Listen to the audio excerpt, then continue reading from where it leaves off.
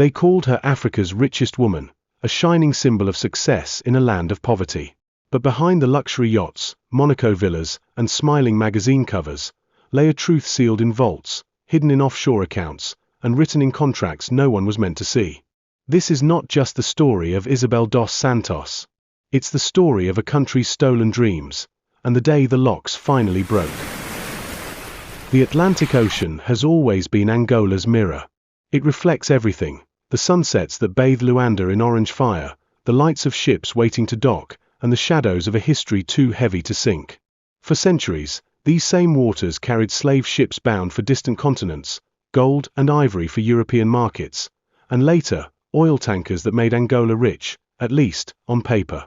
Tonight, the waves were calm, their rhythm slow and unhurried. But in the glass towers that rose over the city, another tide moved, fast, invisible, and unstoppable. It was the tide of money, power, and secrets. High above the streets, in a penthouse that seemed to float in the sky, Isabel dos Santos stood at her floor-to-ceiling window. Below her, Luanda glowed like a jewel she owned in ways most could never imagine. The city's heartbeat pulsed through things she controlled. Restaurants with menus no ordinary Angolan could afford. Telecom companies connecting millions, each call ringing coins into her coffers. Diamond firms exporting stones that would never grace the necks of her people. Banks whose vaults had opened for her without a single question. She was Africa's richest woman. A billionaire in a land where a child's first sip of water might come from a muddy stream. The world celebrated her as a self-made woman, an African success story, a visionary who built an empire through skill and determination. But paper can lie. Especially when the paper is signed in secret, hidden behind offshore doors, stamped with seals meant to be invisible. And in Isabel's story, the paper trail led somewhere no glossy magazine dared to print, until it was too late. Isabel did not rise from the dust of the streets. She was born into polished marble floors and iron gates. Her father, José Eduardo dos Santos, ruled Angola for 38 years, longer than many Angolans had been alive.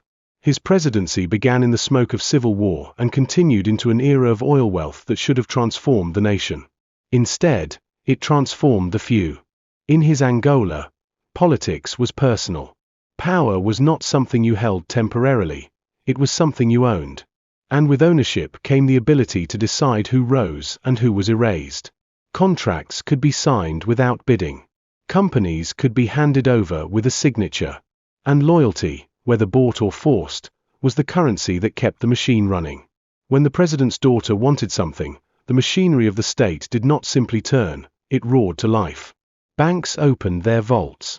Ministers opened their doors. The state oil company, Sonangol, opened its accounts. The palace gates were not just the entrance to a home, they were the front doors to Angola's wealth. Isabel's rise was not gradual. There was no humble beginning, no slow climb. One day she was simply the president's daughter. The next, she was a dominant force in Angolan business.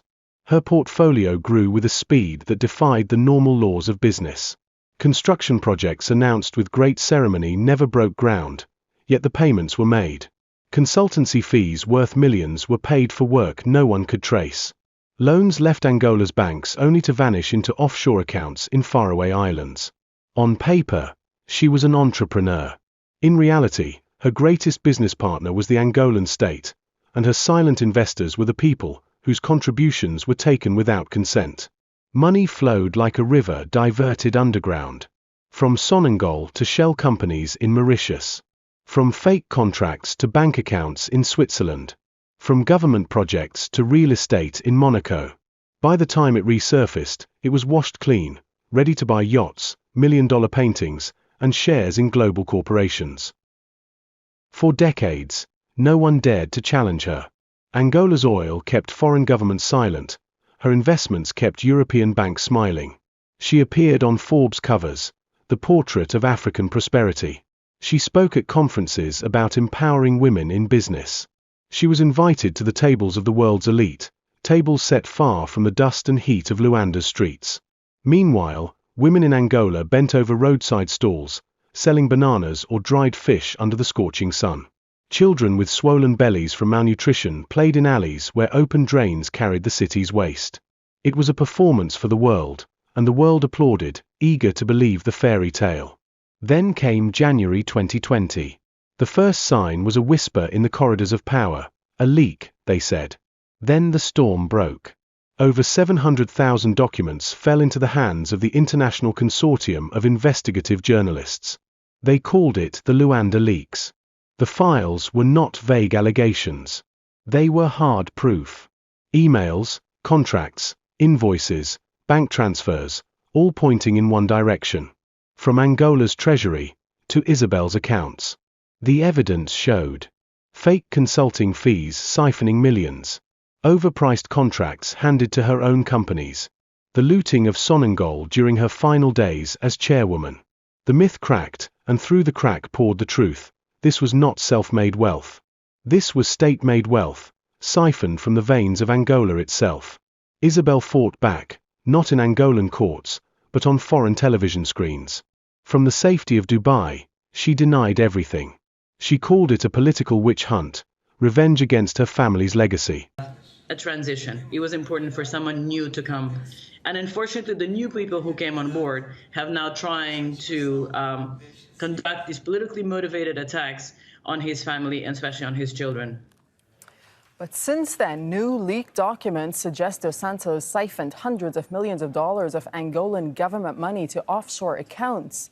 And the International Consortium of Investigative Journalists obtained papers which it says implicates the former president's daughters.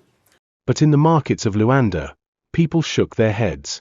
They had seen too much for too long. Women whispered her name like a warning. Men muttered, "She took the bread from our mouths." For decades, the people had been silent. Now, they spoke, and they were not afraid. Today, Isabel's empire is collapsing. The glossy magazine covers are gone. The conference invitations have dried up. But the billions? They are gone too. Hidden in offshore labyrinths, shielded by laws that may never bend enough to bring them home. In Angola, there is a saying, "The sea never forgets." And neither does history. The waves that once carried riches away may, one day, bring the truth back. But for now, the people wait, not just for justice, but for the return of what was taken. Because even the strongest empires built on sand will eventually sink. Next file, waiting to be unlocked.